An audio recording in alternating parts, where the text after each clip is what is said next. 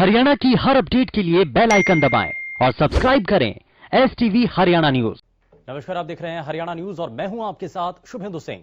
नए कृषि कानूनों के विरोध में सड़क से लेकर के संसद तक संग्राम जारी है और इसी बीच प्रधानमंत्री नरेंद्र मोदी ने लोकसभा में कृषि कानूनों पर बोलते हुए कहा कि केंद्र सरकार किसानों का सम्मान करती है और कृषि क्षेत्र की बेहतरी के लिए ईमानदारी से प्रयास कर रही है।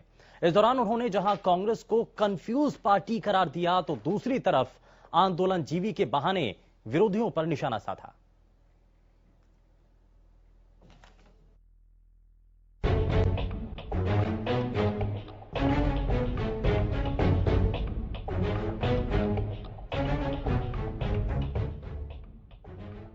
प्रधानमंत्री नरेंद्र मोदी ने लोकसभा में कृषि कानूनों के बहाने विरोधियों पर जमकर प्रहार किया।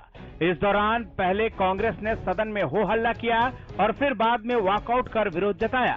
इसके बाद पीएम ने कृषि कानूनों पर अपनी बात रखते हुए विपक्ष पर किसानों को भ्रमित करने का भी आरोप लगाया।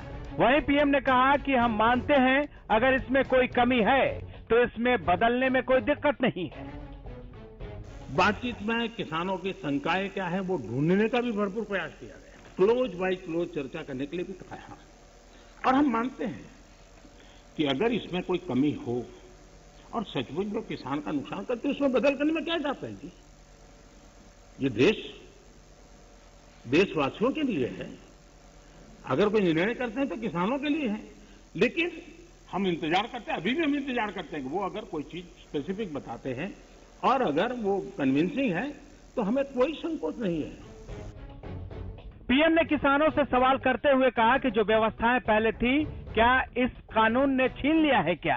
कृषि कानून मांगा नहीं तो दिया क्यों का जवाब देते हुए पीएम ने कहा कि ये किसी पर मढ़ा नहीं गया है, नया कानून कंपलसरी नहीं है बल्कि ऑप्शनल है।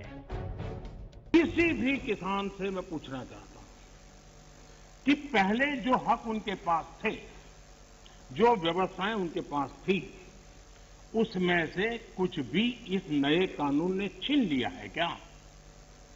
इसकी चर्चा, उसका जवाब कोई देता नहीं है। सब कुछ वैसा का वैसा वो है पुराना। क्या हुआ है? एक अतिरिक्त विकल्प व्यवस्था मिली है, वो भी क्या कंपलसरी है? किसी कानून का विरोध तो तब मायना रखता है कि जब वो कंपलसरी हो।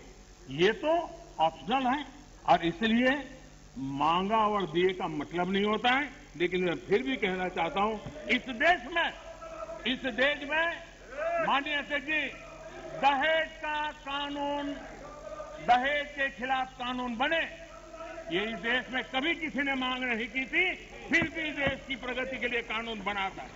ट्रिपल तलाक, इसके खिलाफ कानून बने, ये किसी ने मांग नहीं की थी, लेकिन प्रगतिशील समाज के लिए आवश्यक है, इसलिए कानून हमने बनाए हैं।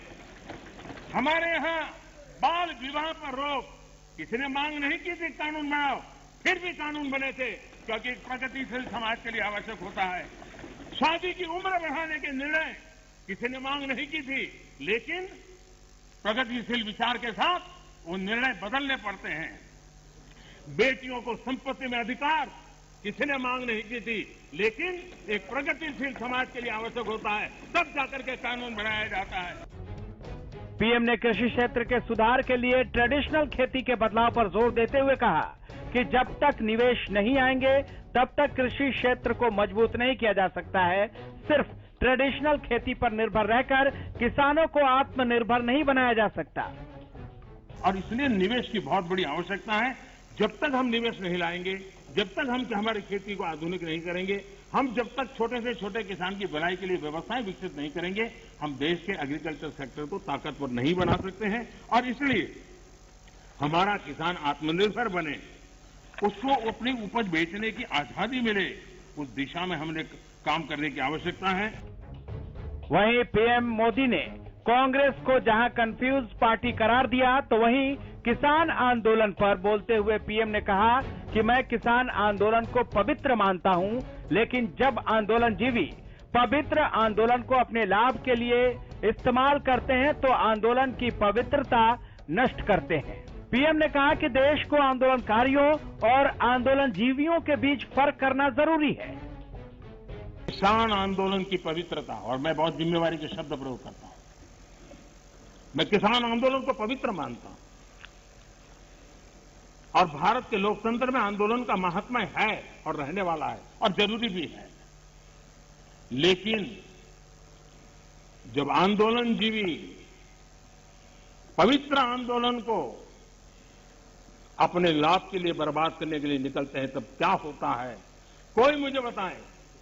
3 किसान कानून की बात हो और दंगाबाज लोग जो जेल में हैं, जो संप्रदायवादी लोग जो जेल में हैं, जो आतंकवादी लोग जेल में हैं, जो नक्सलवादी जेल में हैं, उनकी फोटो लेकर के उनकी मुक्ति की मांग करना, ये किसानों के आंदोलन को अपवित्र करने का प्रयास है कि नहीं? किसान के पवित्र आंदोलन को बर्बाद करने का काम आंदोलनकारी ने नहीं, आंदोलनजीवियों ने किया हुआ है। और इसलिए देश को आंदोलनकारी और आंदोलनजीवियों के बीच फर्क करना बहुत जरूरी है और देश को इन आंदोलनजीवियों से बचाना वो भी उतना ही जरूरी है। पीएम के सदन में दिए बयान से यह साफ है कि सरकार तीनों कृषि कानून वापस लेने के लिए तैयार नहीं है। ऐसे में सवाल यह है कि समाधान होगा कैसे? Bureau report, Haryana news.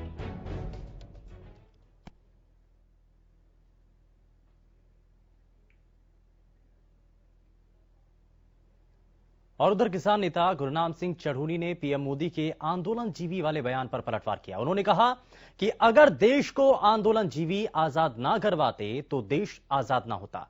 आज देश की और रोटी बचाने की लड़ाई को अगर पीएम परजीवियों की लड़ाई कहते हैं तो उन्होंने परजीवी होने पर गर्व है। देश को अब परजीवियों ने आजाद ना कराया होता तो शायद आज भी देश गुलाम होता, और जो आरएसएस है उसने तो उसमें कोई योगदान किया भी नहीं था आजादी की लड़ाई में। और अब आर्थिक आजादी की लड़ाई है और ये देश का पेट भरने की लड़ाई है, देश को भूख से बचाने की लड़ाई है। और अगर इस लड़ाई लड़ने वालों को वो परजीवी कहते हैं तो हमें अपने परजीवी होने पर गर्व है। और हम कहते हैं इस देश के बच्चे बच्चे को आंदोलन परजीवी होना चाहिए। तो किसान नेता का बयान भी आपने देखा, लेकिन कार्यक्रम को आगे बढ़ाएं। लेकिन उससे पहले जरा आज का सवाल भी आपको दिखाते हैं। और आज का सवाल आपकी टीवी स्क्रीन पर इस वक्त सवाल ये कि क्या पीएम मोदी को लोकसभा में बयान के बजाय किसानों से सीधी सीधी बात करनी चाहिए?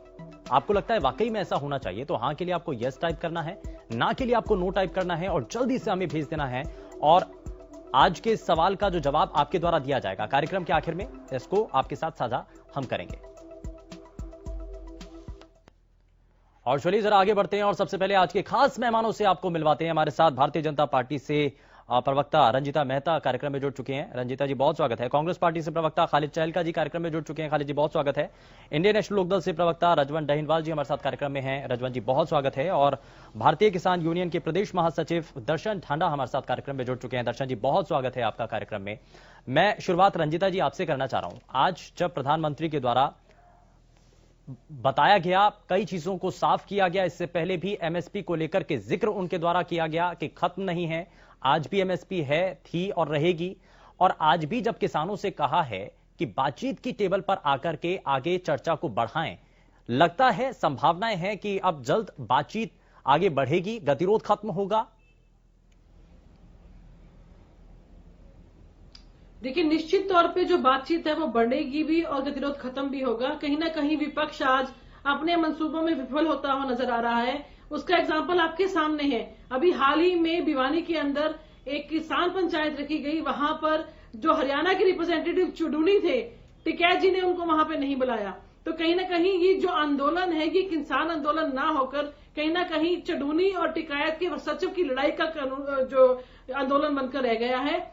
आपसी फूट और आपसी लड़ाई इस कदर है कि मैं बड़ा और मैं बड़ा, जिसके चलते कि भोले भाले किसानों को वहां पे गुमराह किया जा रहा है। जब सरकार बिल्कुल साफ कर चुकी है, आज मोदी जी ने भी काफी बातें बिल्कुल साफ कर दी हैं कि हम जब इस कानूनों को स्थगित करके उसके ऊपर बातचीत करके उसमें सुधार लाने की पूरी तरीके से तैयार है, उसके बावजूद किस बात के लिए अड़कर आप वहां पर बैठे हैं?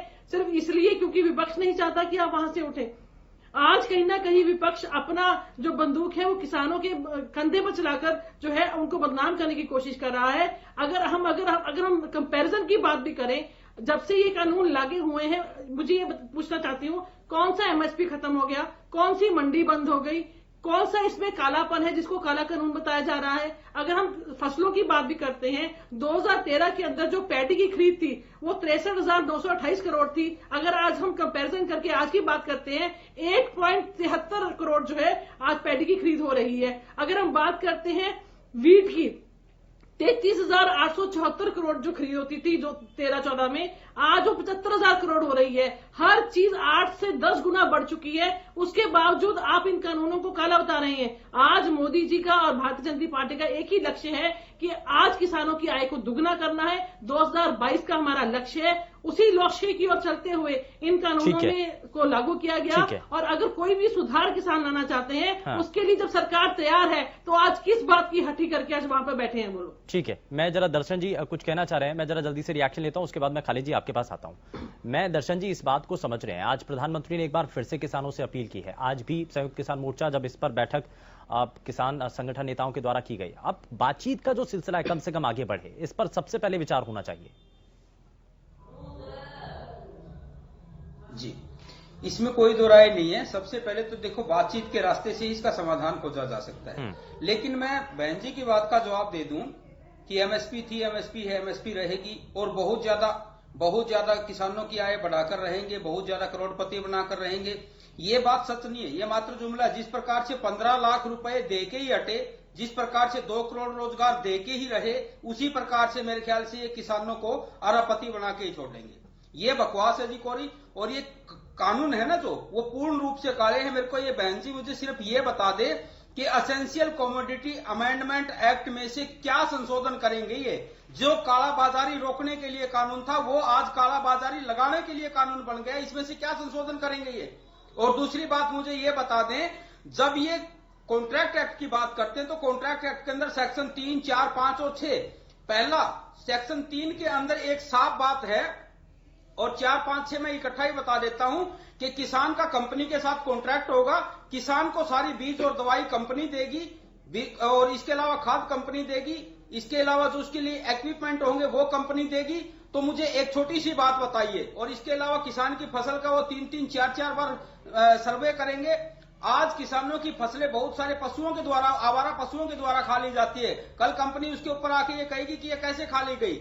इसके अलावा इस देश के अंदर लगभग 50 लाख दुकानदार ऐसे हैं जो बीज बेचते हैं, खाद बेचते हैं और भरम भराना बंद कीजिए। आप लोग बनाते हैं क्या? उनके लिए कोई योजना बना के लाए हैं? ये नहीं पड़ा है। बिंदुवार चर्चा करते हैं सर। आप बीच में मत बोलिए।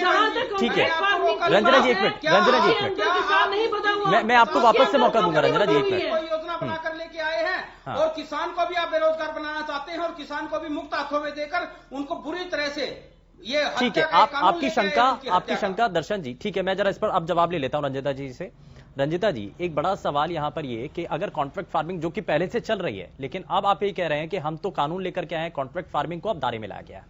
उनका ये कहना है कि अगर सभी कुछ निगरानी होगी, बीज से लेकर के खाद से सभी चीजें अगर उसमें जो कंपनी है वो देगी, तो उसमें अगर नुकसान हो जाता है तो फिर क्या?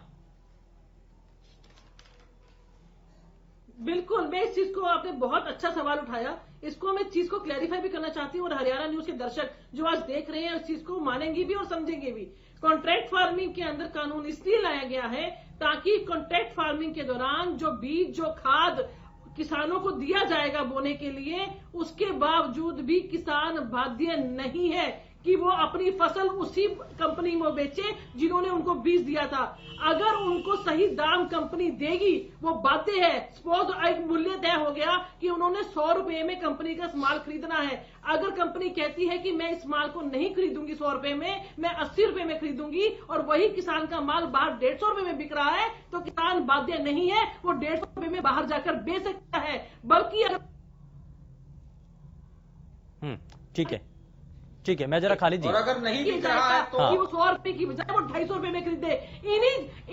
इन्हीं चीजों को रिफॉर्म के लिए कानून लाए गए हैं। लोगों को झूठ बोलना बंद कीजिए, भ्रम फैलाना बंद कीजिए। और जहां तक इन्होंने दूसरा सवाल किया एसेंशियल कमोडिटी एक्ट का 1955 का, आज अगर मैं बात करती हूँ हिंदुस्तान की, 4.5 लाख करोड़ का जो धान है हमारी एफसीआई और हेफेड के गोदामों में सड़ रहा है। पूरे बिशप को 1 साल अगर हम एक भी दाना ना उगाए तो फ्री में बिठाकर खिला सकते हैं। उसके रख रखाव के लिए 1.5 लाख करोड़ रुपया हमारी सरकार को खर्च करना पड़ रहा है। इसलिए कहा जा रहा है कि उन्हीं चीजों को आप बार बार उगा रहे हैं जिनकी जरूरत नहीं है, बल्कि अगर आप ब्रोकली उगाए, आप बेबी कॉर्न उगाए, आप स्वीट कॉर्न उगाए, उनकी जो बाहर के देशों में उनकी डिमांड है, यानी कि एक लिमिट के तहत है, उसमें दाम एकाएक नहीं बढ़ेंगे। आपके कहने का मतलब ये है कि दाम एकाएक नहीं बढ़ाए जाएंगे, उसमें लिमिटेशंस भी हैं। आज ये नक्सली नहीं चाहते, ठीक है, आज नक्सली नहीं चाहते कि ये किसान अमीर हो। ठीक है खालिद जी, रंजीता जी कह रही हैं कि बीच में कुछ ऐसे लोग हैं जो नहीं चाहते हैं कि असल मायने में जो मुनाफा है वो किसानों को हो। इसको लेकर के इससे पहले तक कई संशोधनों की बात होती रही है, चर्चा इस मंच के जरिए भी होती रही, लेकिन आखिर किसानों को फायदा ना पहुंचे इसके लिए पीछे कौन है? शुभेंदु जी, पहले तो मैं आपको बताऊं, हमारे देश के प्रधानमंत्री ने जिस आंदोलन को करीब 2.5 महीने चले हुए हो गए और करीब 200 से लोग ऊपर उस आंदोलन से उनके घर जा चुके हैं, वो लोग शहीद हो चुके हैं। उनके लिए और उनके सहयोगी किसानों के लिए जो शब्द यूज किया आंदोलन जीवी, ये बहुत हल्की भाषा है और कितने हल्के से यूज किया, किस अंदाज में यूज किया, ये पूरे देश ने देखा और सारी प्रक्रियाएं इस देश की आ रही हैं इस समय। फिर इस देश की जनता भी और इस देश का महान किसान, फिर उन्होंने क्या क्या उपाधि उसके बीच में दी। एक मिनट नजर आता है। अरे रंजीता जी रुकिए। आंदोलन जीवी किनको कहा? शायद आपके पेट में इसलिए दर्द हो रहा है। रंजीता जी, आपके लोग ही उसमें रंजीता जी रुकिए। उन्होंने पहले अच्छा सुनिए अरे सुनिए तो सही, अरे सुनिए तो सही, 1 मिनट सुनिए। ऐसा नहीं, एक तरफा नहीं चलेगा। मैं आपको एक छोटी सी कहावत सुनाता हूँ, जरा सा रोकिए इनको। मैं आपको जरा सा एक तरफा नहीं चलेगा, एक तरफा नहीं चलेगा। आप जरा सुन लीजिए, मैं उधर से हट जाता हूँ, आपकी तरफ आ जाता हूँ। हमारे एक कहावत है रंजीता जी, आप सुन लीजिए। हमारे एक कहावत है, हमारे यहाँ पे एक नया मौलाना ज्यादा अल्लाह अल्लाह करता है। पहले तो आपको ये नया जो है ना मौलाना वाला रूप, पहले तो आपको ये मुबारक हो। हफ्ते आपको 8 दिन जुमा 8 दिन नहीं हुए और आप बहुत सारा कुछ समझ गई कांग्रेस से। 1 मिनट सुनिए तो सही, 1 मिनट सुनिए तो सही। अरे सुनिए तो सही,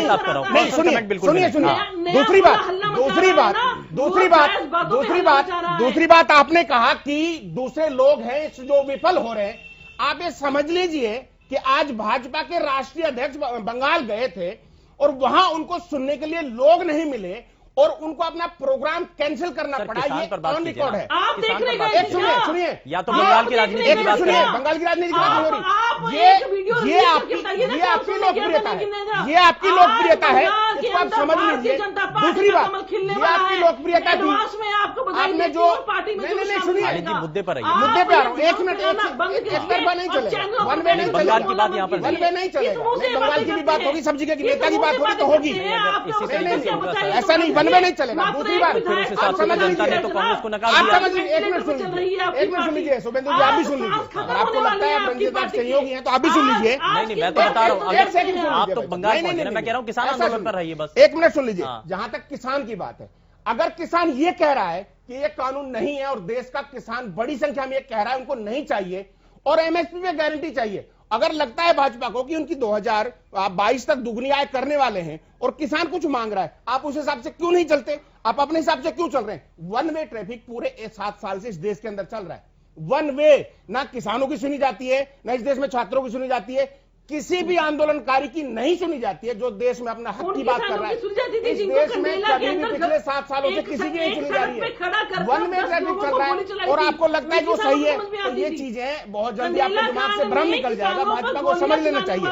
दूसरी बात, अरे सुनिए रंजीता जी सुनिए, और जो आप समझ लीजिए वो पहले आप भी कहती होंगी, मैं आपको अब खुद बता देता हूं। इस देश में पेट्रोल के दाम उस समय क्या थे? अब सुनिए ना, अरे इस समय जब आपने भाजपा ने सत्ता संभाली, पेट्रोल का दाम क्या था? 65 रुपए। आज क्या दाम है? 95 रुपए। आपने क्या कहा था? आपके सहयोगी बाबू रामदेव ने क्या कहा था कि आपको 30-35 रुपए का डीजल चाहिए, पेट्रोल डीजल।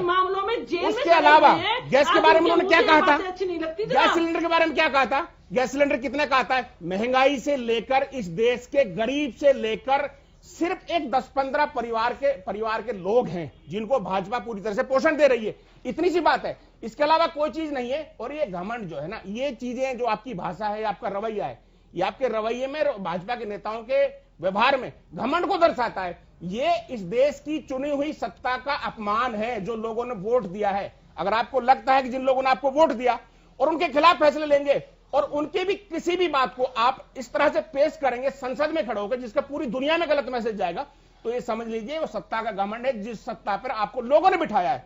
ऐसा अगर आपको लगता है कि अगर हम बन गए हैं, रंजीता जी जवाब, नहीं रंजीता जी जवाब, फिर उसके बाद मैं जरा रजवंत जी के पास जाऊंगा। रंजीता जी जरा जल्दी से जवाब दीजिए इस पर। नहीं, मैं इस बात से हैरान हूं, पहली बार एक ऐसा आंदोलन चल रहा है जो अंदेशों के हिसाब से चल रहा है, संदेशों के हिसाब से नहीं।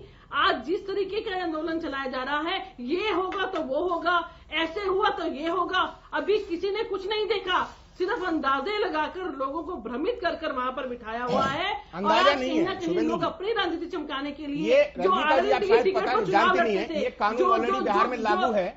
जो आम आदमी पार्टी की टिकट लेकर शाहबाज के खिलाफ लड़ते थे, आज अपना रंजीता जी आपको ये पता है ना कि कानून बिहार में ऑलरेडी लागू है और वहां के किसान की आय भारत में सबसे कम आय है, ये आपको पता है ना। इस कानून के ब्याह पर भी वहां पे ये जो कानून आपका है जो इस देश के आपने उज्जवल भविष्य के लिए बनाया है, सच ये है कि आपके बहुत अच्छे मित्रों के लिए कानून बना हुआ है और जो आपके अडानी अंबानी और ऐसे जो और मित्र हैं ये सब वो निगल जाएंगे इस देश की सारे किसान को और किसान के अन्न को। अगर ऐसा अच्छा होता और इतना अच्छा इस देश में हो रहा होता तो बिहार का किसान अब तक बहुत ऊपर उठ गया होता। बावजूद अगर वो वहां पर बैठे हैं तो उनके मन में मंशा क्या है ये तो बता दीजिए। आज अगर हम बात करते चलिए ठीक है, मैं थोड़ा सा आगे बढ़ता हूँ, रजवंत जी, दर्शन जी कुछ कहना चाह रहे हैं, मैं दर्शन जी आऊंगा आपके पास, लेकिन रजवंत जी अब इस पूरे आंदोलन को लेकर के जब बार बार ये कहा जा रहा है कि शंकाओं के आधार पर यह आंदोलन आगे है, किसानों की मांगे हैं, उसमें सुधार होना चाहिए, प्रधानमंत्री ने कहा कि सुधार होना चाहिए, इसके लिए हम कटिबद्ध हैं, लेकिन कैसे होगा? सीधे सीधे 1 to 1 तो होना चाहिए ना, बातचीत की टेबल पर तो आना होगा ना। शुभेंदु जी, अगर बात करें आंदोलन का तो लंबे समय तक हम मुगलों के गुलाम रहे, अंग्रेजों ने हम पर शासन किया और जब उन्होंने हमें कहीं महसूस हुआ कि हमारे अधिकारों का हनन हो रहा है, हमारे कोई अधिकार नहीं है, तो फिर हमारे बड़े बड़े नेताओं ने जो हमारे पुराने उन शहीदों का, क्रांतिकारी नेताओं का, जिनका किसी एक का नाम लेकर मैं वो नहीं कहना चाहूंगा, उन्होंने आंदोलन किया और हमें आजादी मिली। अगर वो आंदोलन नहीं करते तो शायद हम आज भी गुलाम रहते। जिस प्रकार सदन में माननीय मोदी जी ने आंदोलनकारी किसानों को अपमानित करने का काम किया है, उससे ये कोई छोटी बात नहीं है। आंदोलन करना अपने अधिकारों की रक्षा करना है। आज जिस प्रकार से हमारे किसान भाई लंबे समय से संघर्षरत है, तो उनके आंदोलन को पवित्र कहना, उनका अपमान करना है। मैडम एक बार और उपद्रवियों को आप छुड़वाने की बात करते हैं तो आप किसान हितैषी हैं और आप देशभक्ति की बात करते हैं। बीच में बोलना है तो नहीं, ठीक है रजवंत जी, और एक चीज आपसे भी पूछना चाहूंगा, उसका जवाब आपका नंबर आए तो दे देना। ये जो कृषि कानून है, ये कृषि कानून बनने से पहले आप कांग्रेस में थी, तब आपके समझ में नहीं आए थे, अब आप बीजेपी में जाते हैं। रजवंत जी प्लीज पर्सनल कमेंट नहीं, पर्सनल कमेंट बिल्कुल नहीं। इस चीज के बारे में आप मेरे को जरूर बताना, या कांग्रेस में थी जब तो ये कानून गलत थे और आप बीजेपी में जाते ये कानून सही हो गए। जो आंदोलन आज कर रहे हैं आप उनकी एक बार जाके देखें, आप भी तो आंदोलन में गए होंगे। ठीक है, दर्शन जी कुछ कहना चाह रहे हैं। ठीक है सर, मैं किसानों के बीच में जा रही थी और आज एकदम आप बीजेपी में शामिल होते ही आपका रंग कैसे बदल गया? ठीक है दर्शन जी। दूसरी बात मैं एक चीज कहूंगा कि माननीय नरेंद्र मोदी जी कह रहे थे कि हमें जरूरत महसूस हुई तब हमने ये कानून लेके आए, ये बिल अध्यादेश लेके आए, तो जरूरत महसूस हुई, लेकिन इस आपको जरूरत महसूस हो गई, लेकिन किसानों को लगता है कि ये जो कानून आए हैं ये उनके लिए अच्छे नहीं है, तो इनको निरस्त होना चाहिए। रही वार्ता की बात, तो किसान ने 11 दौर की वार्ता की है, निष्कर्ष क्या निकला? सरकार अपने घमंड में चूर है, वो पहले से अपना माइंड सेट करके बैठी है कि हमें किसानों से ये करवाना है, उनको किसी न किसी तरह से आंदोलन खत्म करवाना है। किसानों की नहीं सुननी, केवल अपनी थोपनी है। अब बताओ, जब आदमी बिल्कुल फ्रेश माइंड, अब खुले मन से अगर बात करेंगे तो ही तो कहीं समाधान होगा। वो खुद चाहते हैं कि किसी न किसी तरह से आंदोलनकारियों को हम बैठाए रखें, वो संग परेशान होकर अपने घर को चले जाएं। ठीक है, यानी कि समाधान जल्द से जल्द होना चाहिए, लेकिन इसमें मैं दर्शन जी, ठीक है सर, ठीक है रजवंत जी, आपने अपनी बात रखी है। दर्शन जी कुछ कहना चाह रहे हैं, ठीक है सर, जल्दी से रिएक्शन दर्शन जी। ठीक है रजवंत जी। और अगर उन्होंने चाहा तो वो सत्ता से बेदखल भी कर देंगे।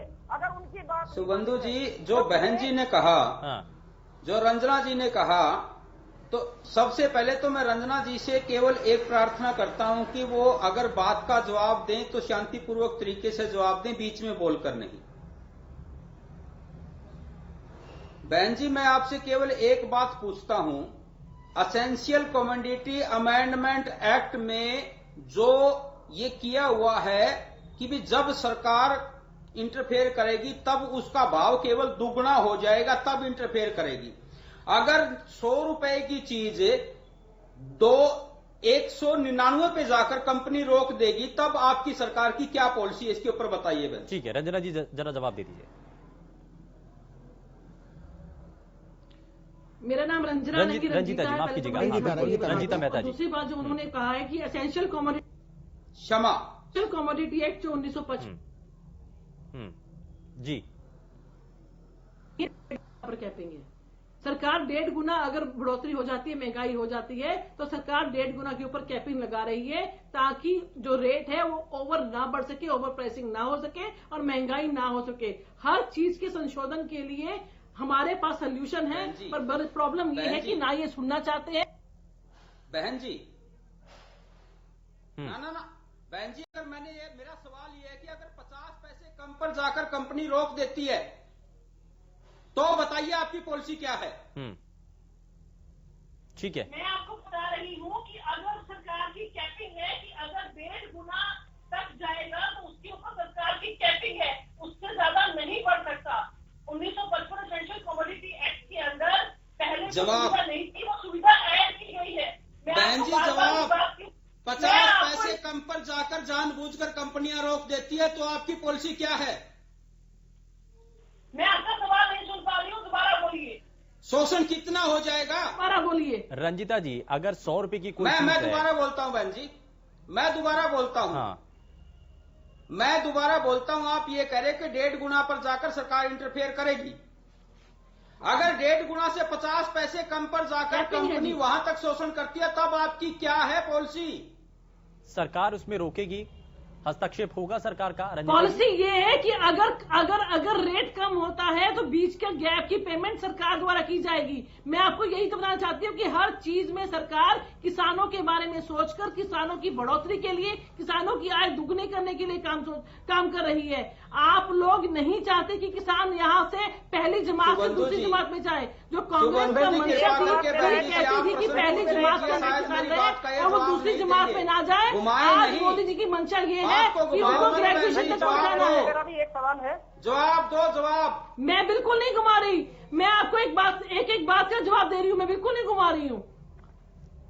ठीक है, मुझे एक छोटे से ब्रेक के लिए रुकना होगा, छोटे से ब्रेक के लिए रुकना होगा, लेकिन ब्रेक के उस पार जरा इस बात पर बात करेंगे कि आखिर कलर को लेकर के बार बार कहा जा रहा है कि ये काले कानून हैं और सरकार की तरफ से कहा जा रहा है कि आखिर इसमें काला है क्या। बात इस पर छोटे से ब्रेक के बाद।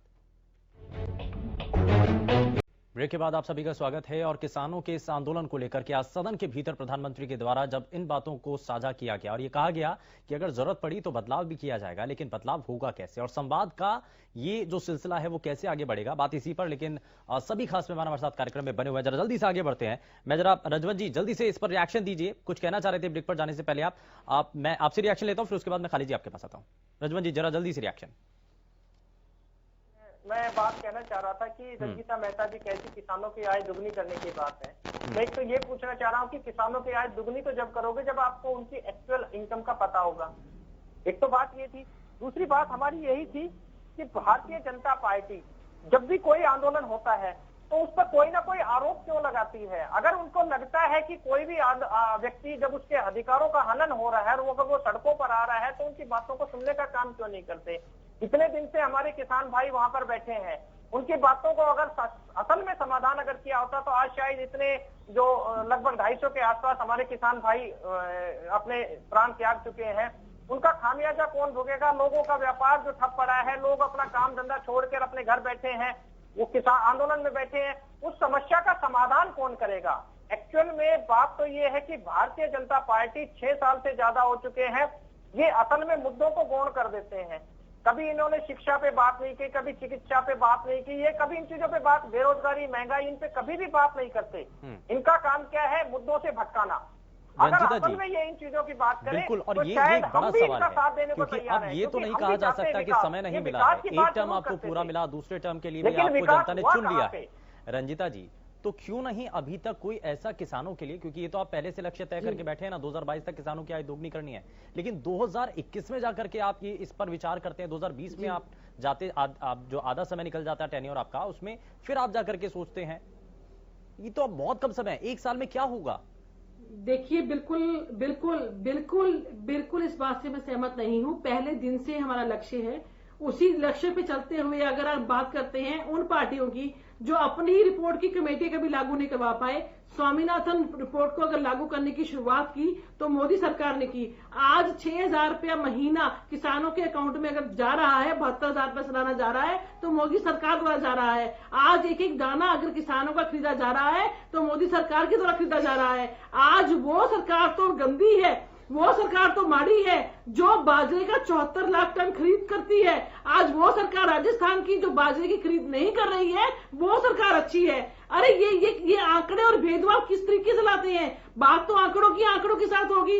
आज एक भी धान का दाना कोई किसान ये नहीं कह सकता कि मेरा बचा है और मेरी सरकार ने नहीं खरीदा।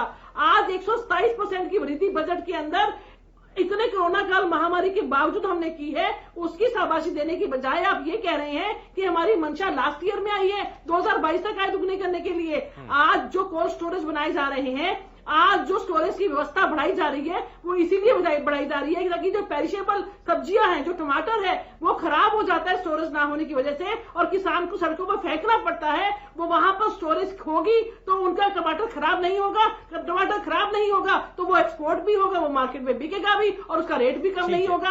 आज सरकार एक एक चीज जो है वो किसानों की भलाई के लिए कर रही है। आज अगर वो कह रही है कि ब्रोकली को उगाइए, वो इसलिए उगाने के लिए कह रही है कि यहाँ पे बहुत अच्छी पैदावार है और विदेशों में उसकी बहुत बड़ी डिमांड है। आज हर चीज सरकार आपके भले के लिए सोच रही है, उसके बावजूद क्योंकि आपने विरोध करना है विरोध के लिए, इसलिए आप विरोध कर रहे हैं। आज वो किस मुंह से इस बारे में बात करते हैं जो स्वामीनाथन आयोग की रिपोर्ट को लागू कराना तो दूर, उसको अपनी कमेटी में पास तक नहीं करवा पाए। आज उसकी तरफ अगर सरकार ने कदम बढ़ाया हुआ है तो सरकार को कैसे रोका जाए, ये लोगों की मंशा है। खालिद जी, सिर्फ विरोध के लिए ही विरोध हो रहा है? पहले तो ये बात रंजीता जी, और अच्छे से आप धीरे धीरे आप तैयारी करते रहिए। ये समझ लीजिए कि जब भी इस देश में 4 किसान बैठे थे तो भाजपा के लोग जब सत्ता में नहीं थे, वहां जाके जिस तरह से लोगों को बरगला लेते, ये मैं पूर्व प्रधानमंत्री माननीय अटल बिहारी वाजपेयी से आज तक की बात करता हूं। अटल बिहारी वाजपेयी जी किसान आंदोलन में गए, किसानों के हक में बोले और सरकार के खिलाफ बोले, ठीक है। ये कानून तो अटल बिहारी वाजपेयी भी लाना चाहते थे, दुर्भाग्य तो यही है। बीच में ये कानून तो मनमोहन जी भी लाना चाहते थे। आप बीच में मत बोलिए, मोदी जी ने अगर हिम्मत की है बीच में बोलेंगी तो बात नहीं होगी, बीच में एक तरफा नहीं चलता है। हाँ, दूसरा, अभी कुछ दिन पहले का बहुत सोशल मीडिया पे चल रहा है, राजनाथ जी गए, जब ये राकेश टिकैत जी ने दिल्ली में एक आंदोलन किया तो राकेश उसमें खुद गए राजनाथ जी कि सरकार को पता नहीं है, बगल में संसद है और किसान सब उस कानून पे बैठा है। पूरे 2.5 महीने हो गए। वैसे आपके हमारे प्रधानमंत्री कहते हैं कि किसान एक फोन कॉल की दूरी पर है। 200 किसान शहीद हो गए। एक कश्मीर की बहुत पुरानी घटना को, उनके साथ भी हमारी सहानुभूति है, हमारी सांत्वना है, ऐसा नहीं है। जो लोग उस घटना को याद करके माननीय प्रधानमंत्री जी जैसे रोते हैं यार, जिसको मैं कुछ और नहीं कहना चाहता, और उनको 200 किसानों के बारे में एक शब्द सहानुभूति का नहीं निकलता उनके मुंह से। ये आपकी मनसा है किसानों के प्रति। जो आप कहते हैं विपक्ष की बात जो कर रही है ना, विपक्ष कभी विफल नहीं था। विपक्ष की जिम्मेवारी है कि देश में उठ रही आवाजों का समर्थन करे, जो सरकार से लोग अपनी बात रख रहे हैं। आज भी देखा सदन से वॉकआउट कर दिया कांग्रेस पार्टी ने, ये क्यों हुआ फिर? देखिए, अभी संसद में आप देखते हैं माननीय प्रधानमंत्री जी का और उनके सहयोगियों का और भाजपा के सांसदों का रवैया आप देखते हैं, जो ये संसद से वॉकआउट करते वो ऐसे नहीं करते। ये संसद भवन है, बहुत पवित्र जगह है, वो इनकी संवेदनशीलता बताती है पूरे देश के प्रति। मैं कहूं बहुत हल्का शब्द है, गुंडे की तरह बर्ताव वहां पे कर रहे हैं लोगों क्या को। होता है सर? नहीं, ऐसा नहीं होता। अगर आप कह रहे हैं कि गुंडे की तरह बर्ताव होता है तो ऐसा क्या होता है सदन की? नहीं, वो उनके पास क्या है, उनके पास देखते हैं, राज्यसभा लोकसभा टीवी सब उनका बिहेवियर पूरी दुनिया देख रही है, पूरा हिंदुस्तान देख रहा है। माननीय प्रधानमंत्री का रवैया देख रहा है पूरा देश। सर बड़ा भारी एक सुनिए, आपने गुंडाई, एक समझिए, गुंडाई जैसा व्यवहार है उन लोगों का सबके साथ है ना सर। अब समझिए, एक बात समझिए शुभेंदु जी, आप इस बात से सहमति नहीं रखते क्या? आप एक बहुत पुरानी घटना को याद करके आप 5 मिनट तक भावुक होते हैं, रोते हैं, और अभी जो घटना घट रही है, रोज एक दिन पहले किसान वहां पे शहीद हुआ है, उनके बारे में आप चर्चा नहीं करते, उनके बारे में आप सहानुभूति नहीं रखते, और उनको आप आंदोलनजीवी कहते हो। ये आपकी भावना है सरकार के प्रति, उन लोगों के प्रति जिन लोगों ने आपको चुनकर बिठाया है। ये वही किसान हैं, आप ये समझ लीजिए, जो लोग यहाँ बैठे हैं और जो किसान नेता जिनके बारे में आज ये आपकी भावना आपकी पार्टी से भावना तो जो किसान नेता जिनके बारे में आप कि जब भी कोई सहयोग का चुनाव में भाजपा को बनाने चले जाते हैं, ये है आपकी संवेदना पूरे देश के प्रति। नहीं, इसमें कहा जा रहा है जब भी किसान आंदोलन एक तरफ चल रहा है, कोई अहम मुद्दे पर बात होती है, इस पार्टी की संजीदगी ये है। किसान आंदोलन चल रहा है पूरे 2.5 महीने से, और आप 20 साल 30 साल पुरानी घटना को याद करके रो तो लेते हैं। हमारी भी सहानुभूति है उनके साथ, जो लोग पर्यटक वहां पे शहीद हुए थे, जिनको गोली लगी थी, हम सहानुभूति, हमारे देश के लोग थे, लेकिन 200 लोगों के प्रति आपकी क्या जिम्मेवारी है? भाजपा की क्या जिम्मेवारी है 200 लोगों के प्रति? जो 200 लोग अब तक उनके प्रति क्या जिम्मेवारी है? पुलिस वालियों पर लाठियां बरसाई, जिन्होंने दिल्ली में घुसकर तिरंगे का अपमान किया, जिन्होंने दिल्ली में घुसकर वहां पर आतंक मचाया, अपमान करने वाले माननीय प्रधानमंत्री जी इसलिए हो रहा है शायद कि उनका मुखौटा पहन के आप ही कुछ लोगों को वहां भेजा हुआ था, जो आज जेल के अंदर है, उनको छुड़वाने की आपकी मंशा है। आज मोदी जी ने साफ कर दिया कि जो 1947 में 8% मजदूर जो हुआ करते थे किसान के अंदर, आज वो बढ़कर 55% हो चुके हैं। उनको दोबारा कम करके जीरो पर ना लाया जाए, ये आपकी पार्टी की मंशा है। आप नहीं चाहते कि पहली जमात से आप चाहते हैं कि खबर की बात मैं आपकी मीडिया की बात बता रहा हूँ, हमारे मीडिया के छोड़ दीजिए, आप हमारे मीडिया में छोड़ दीजिए, बात करो, समझ लीजिए, जब इस देश में इन्होंने योग की शुरुआत की, जब योग की शुरुआत होती है, और यहाँ पर किसी भी तरीके से गलत मैसेज नहीं जाना चाहिए। अगर तथ्य हैं आपके पास तो आप इस पर बात करें, इसी आधार पर बात होनी चाहिए। आप सर्च कर लीजिए गूगल पे, मैं सर गूगल आप सुनिए ना, जिनको मैं कह रहा हूं कि तथ्य होने चाहिए। हाँ, तथ्य जिनको इस पे शक है वो सर्च कर लीजिए। जब इस देश में हमारे माननीय प्रधानमंत्री ने योग की शुरुआत की थी, योग दिवस के मौके पर दिल्ली पे जो उन्होंने तिरंगा गले में डाला, नहीं भाई, ये विषय जो उन्होंने तिरंगा गले में, उससे उन्होंने पसीना पूछा, ठीक है, ये उनका सम्मान है। और भाजपा ने इतने दिनों तक आरएसएस में लंबे समय तक अपने कार्यालय में तिरंगा क्यों नहीं लगाया? ये आपका तिरंगे का सम्मान है, ये आपके तिरंगे का सम्मान है। और मैं आपको आज के हरियाणा के फरीदाबाद में जब 26 जनवरी को जो हुआ, उस दिन का वीडियो आपको यही बैठे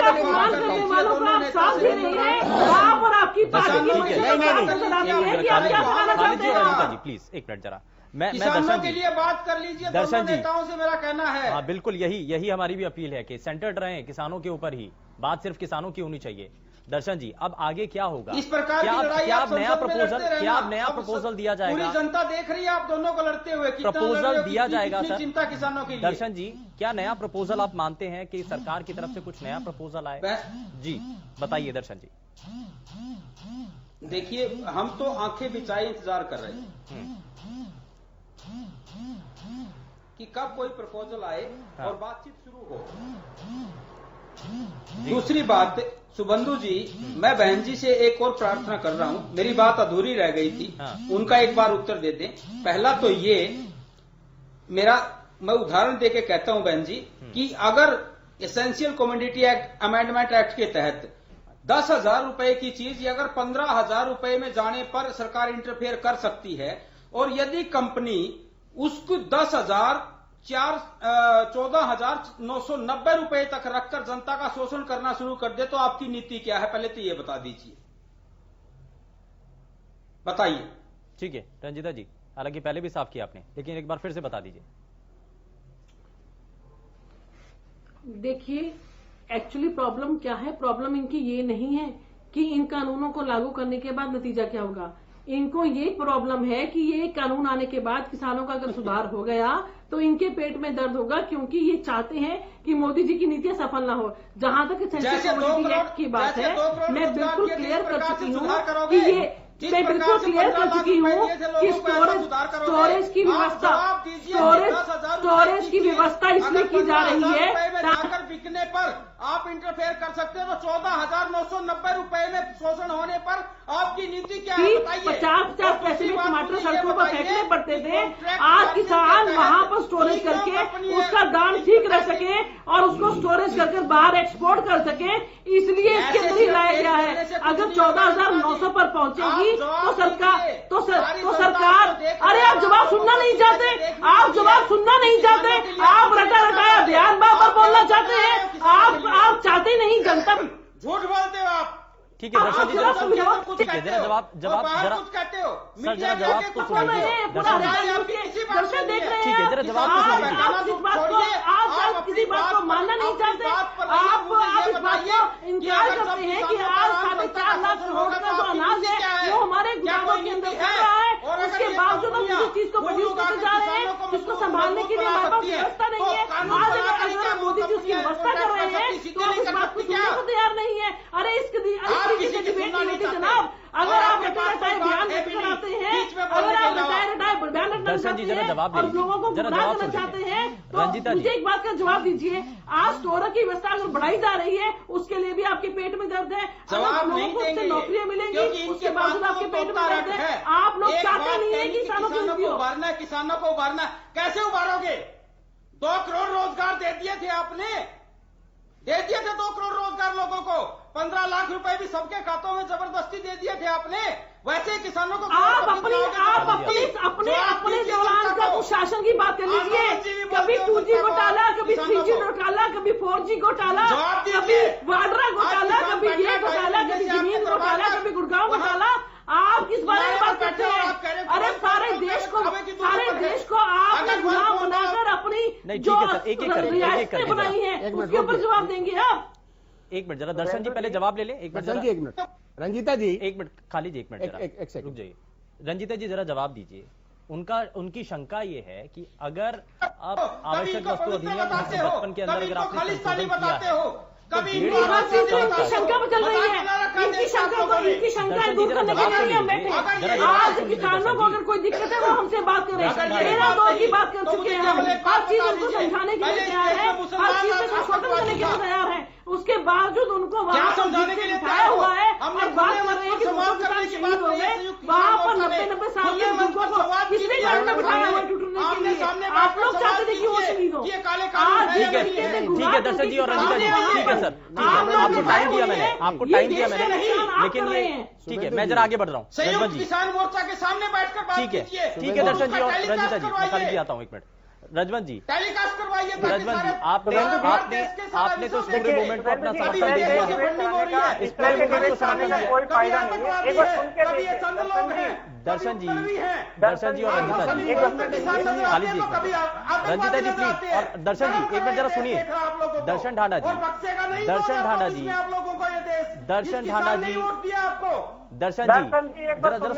सुनिए रजवंत जी। सुरेंद्र जी, हाँ, इस तरह से डिबेट कराने का कोई फायदा नहीं है। हम और यही इस तरह की डिबेट क्योंकि पूरे प्रदेश की जनता देख रही है और अगर एक साथ आप सभी बात रखेंगे तो किसी की कोई बात समझ में नहीं आएगी। रजवंत जी जरा बात रखिए। बार बार रंजीता मेहता जी एक बात कह रही है कि किसानों के बीच में कुछ आंदोलनकारी कुछ पार्टियों के लोग शामिल है। मैं एक बात पूछना चाह रहा हूं कि जो संयुक्त किसान मोर्चा की 11 दौर की बैठक हुई है तो उसमें कितने पार्टियों के पॉलिटिकल पार्टियों के लोग शामिल हुए हैं? हमेशा किसान और भारतीय जनता पार्टी के नेताओं की बात हुई है, मंत्रियों की बात हुई है, तो उनमें आपने ये मामला सुलझाने की कोशिश क्यों नहीं की? हमेशा वो तो ये चाहते हैं कि किसी न किसी तरह ये मुद्दा सुलझ जाए। दूसरा, मोदी जी ने एक बात कही थी कि एमएसपी था, एमएसपी है, एमएसपी रहेगा, बिल्कुल मान लेते हैं उनकी बात। एक चीज वो बहुत पहले कहते थे कि सब्सिडी की बात अगर ध्यान में आए, बोले सब्सिडी मिलेगी। आज आपको ध्यान है वो सब्सिडी कहाँ है? लोगों की सब्सिडी गायब कर दी। आप पेट्रोल की, गैस सिलेंडर की, डीजल की बातें करते थे और सब्सिडी की बातें करते थे, लेकिन आज हकीकत में वो सब्सिडी कहाँ गई? तो ये एमएसपी भी उसी प्रकार से गायब हो जाएगी। ये कृषि कानून इसलिए किसानों के हित में नहीं है, उसके साथ साथ ये इसीलिए चाहते हैं कि जो एमएसपी है वो लिखित में प्रावधान अगर आप कर देते तो बात ही नहीं होती। लेकिन आप अपनी बात पर अड़िग रहे, क्यों? क्योंकि वो आपका घमंड था, आपका घमंड बोल रहा था। ठीक है सर, ठीक है। मैं जरा खालिद जी, अब प्रधानमंत्री को सदन के भीतर भी कई बार उन्होंने जिक्र कर लिया कि एक फोन कॉल की दूरी है या फिर टेबल पर बैठ करके बात करनी चाहिए। आपको लगता है कि प्रधानमंत्री को सीधे संवाद करना चाहिए किसानों से? सीधे करना चाहिए और जो कह रहे हैं लिखित में देना चाहिए। आपको उनकी नीतियां और वादों के बारे में बात बता देता हूं। अभी जैसे हमारे किसान नेता भी कह रहे थे, उन्होंने क्या कहा था कि इस देश के लोगों को 2 करोड़ युवाओं को 2 करोड़ रोजगार देंगे। उन्होंने कहा था कि 15 लाख रुपए देंगे। उन्होंने कहा था कि किसानों की आय दुगनी करेंगे। उन्होंने कहा था कि सब्सिडी नहीं जाएगी। आज आपको पता है जब उन्होंने सरकार संभाली 370 रुपए का सिलेंडर था, आज सब्सिडी खत्म होने के बाद 800 रुपए ऊपर चला गया। तो ये जो चीजें हैं, दिल्ली के नजदीक है सब कुछ, ऐसा नहीं है कि किसान इस देश का 1000-2000 किलोमीटर की दूरी बैठा है, बहुत नजदीक है। जब आप दूसरे की पार्टी की सरकार की बात करते हैं तो आप संसद भवन में बाजू में बैठे किसानों के लिए ये कहते हैं सरकार से कि माननीय प्रधानमंत्री को पता करना चाहिए था, जब उस समय तत्कालीन प्रधानमंत्री डॉक्टर मनमोहन सिंह जी थे। और आज पूरी दिल्ली के चारों तरफ लोग बैठे हैं, किसान बैठे हैं, और उनको आप सुनने की कोई दिलचस्पी नहीं दिखाते। तो ये कहने से नहीं होगा, आपको सरकार की तरफ से लिखित चीजें, किसानों ने कह दिया है कि हमको लिखित चाहिए, जो कुछ है अगर सरकार को मिलना है तो लिखित में चाहिए। सरकार हमसे कोई वादा कर रही है तो लिखित में चाहिए।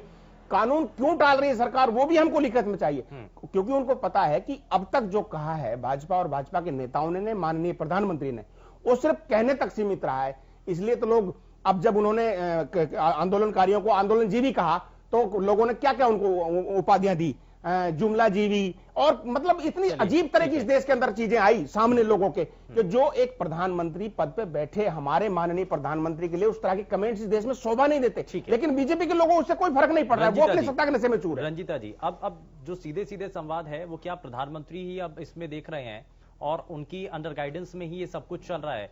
आप क्योंकि सदन के भीतर सीधे सीधे प्रधानमंत्री ने जिस तरीके से बयान दिए हैं, तो ऐसा लगता है कि कमान इस पूरे मूवमेंट को लेकर के अब उन्होंने संभाल ली है। वो क्या इसमें अब जुड़ेंगे? क्योंकि कई किसानों की तरफ से कहा गया कि प्रधानमंत्री अगर बीच में आए, हस्तक्षेप करें तो शायद जल्द बात बन जाए। देखिए, पहली बात तो मैं आपको क्लियर करना चाहती हूँ कि 13 बार बात कर चुकी है सरकार, पर जिस तरीके से आपको पता है जितने भी कानून बनते हैं उनमें संशोधन तो हो सकता है, पर आज इतिहास में बता दीजिए, आज तक जितने भी कानून बने हैं, क्या कोई कानून आज तक खत्म किया गया है? हमेशा जमीन अधिग्रहण बिल कानून 2014 में बना था, उसको वापस लिया सरकार ने। पहले तो मैं अपने भाइयों को आप उनको बताइए, जमीन अधिग्रहण बिल जो कानून बना था उसको लिया था सरकार ने शुरू में, जब आप भी हमारे साथ थी भाजपा को गाली देने के लिए, उस समय लिया था। आप याद कर लीजिए उसको, जब आप हमारे साथ थी उस समय जमीन अधिग्रहण जो कानून था, रंजीता जी, वो सरकार ने वापस लिया था। इसका राहुल जी ने विरोध किया था, इस देश के किसानों ने विरोध किया था। आप इतने जल्दी क्यों बोल रही हैं? या तो पूरी तैयारी करिए उसके लिए। कानून के अंदर भी संशोधन करके उसको मैं इनसे पूछना चाहती हूँ, उस बात का जवाब दे दे। आज जब आंदोलनकारी और आंदोलनजीवी का फर्क आज पूरी तरीके से मोदी जी ने वहां पर संसद में बताया, उसके बावजूद ये बार बार उनके मुंह में शब्द डालकर ये कह रहे हैं कि उन्होंने आंदोलनकारियों को आंदोलनजीवी बताया। उन्होंने उनको बताया जिन्होंने वहां पर तिरंगे का अपमान किया। उन्होंने उनको बताया, अब उनकी चीजों को आप सुधारते रहिए, उनकी चीजों को सुधारते रहिए, बातों की सफाई देते रहिए, इससे कोई फर्क नहीं पड़ेगा। एक सीधी सी बात है। शामिल होने के लिए बहुत शुक्रिया, बहुत शुक्रिया सर, बहुत शुक्रिया अपना समय देने के लिए कार्यक्रम में। लेकिन जरा अब कार्यक्रम की शुरुआत में हमने एक सवाल आप सभी दर्शकों के सामने रखा था, जरा एक बार फिर से वो सवाल आपको दिखाते हैं और बताते हैं कि उस सवाल के जरिए हमने आपके सामने क्या तस्वीर रखी थी। सवाल ये कि क्या पीएम मोदी को लोकसभा में बयान की बजाय किसानों से सीधी बात करनी चाहिए? हाँ और ना में आपको जवाब देना था। जरा अब इस सवाल का जवाब क्या दिया गया है। 93% लोगों की तरफ से हाँ में जवाब दिया गया और 7% लोगों की तरफ से ना में इस पर जवाब दिया गया। लेकिन बड़ा सवाल यही है कि आखिर कैसे और कब तक बातचीत का सिलसिला आगे बढ़ पाएगा और कैसे बढ़ेगा, क्योंकि लगातार किसान संगठन नेता ये कह रहे हैं कि 3 कृषि कानूनों को वापस लिया जाए, एमएसपी पर लिखित तौर पर कानून बनाया जाए। फिलहाल के लिए बस उतना ही।